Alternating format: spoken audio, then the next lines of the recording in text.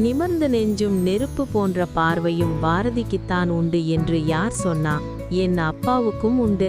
சிறுவயதில் குறும்புகள் தவறுகள் செய்யும் போதெல்லாம் இப்படியெல்லாம் செஞ்சா பூதம் பிடிச்சிடும் என்று பலர் என்னை அதிர்ச்சியது உண்டு.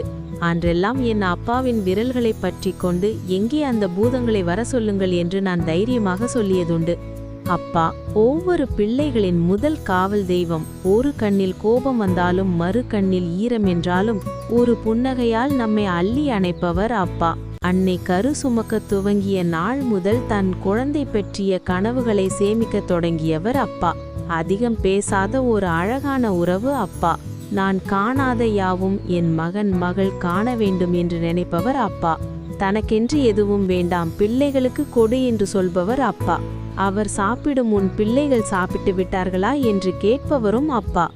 என் பிள்ளை நடக்கிறானா என்று வட்டிக்கு பணம் வாங்கி வண்டி வாங்கி தந்தவர் அப்பா. என் கண்ணீரை கண்டு என் மகன் கலங்கிவிடக்கூடாது என்று கஷ்டங்களை கடலில் கரைத்தவர் அப்பா.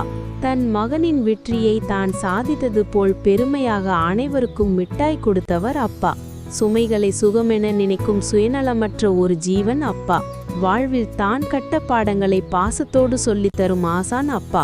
வாழ்க்கை என்னும் பயணத்தில் நம்மை நல்வழியில் நகர்த்தி செல்லும் நாணயமான நண்பன் அப்பா. நம் ஆசைகளை அவர் ஆசைகளை கொள்பவர் அப்பா. யார் நம் முன்னே இருந்தாலும் என்றும் நம் பின்னே இருந்து நம்மை இயக்குவது அப்பா. தடுமாறும் போதெல்லாம் தாங்கிக் கொள்பவரும் அப்பாதான்.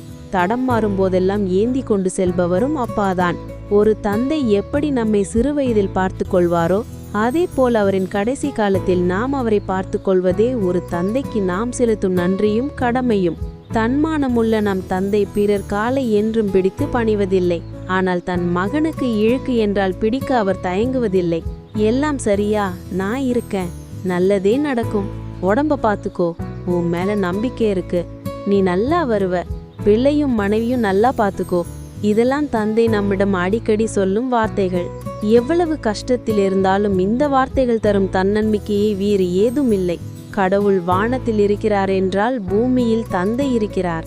காலம் ஒரு நீண்ட திரைப்படம் போல. அதில் வாழும் அப்பாக்கள் அதில் கதாநாயகர்கள் மட்டுமல்ல, முழு கதையும் அவர்களே.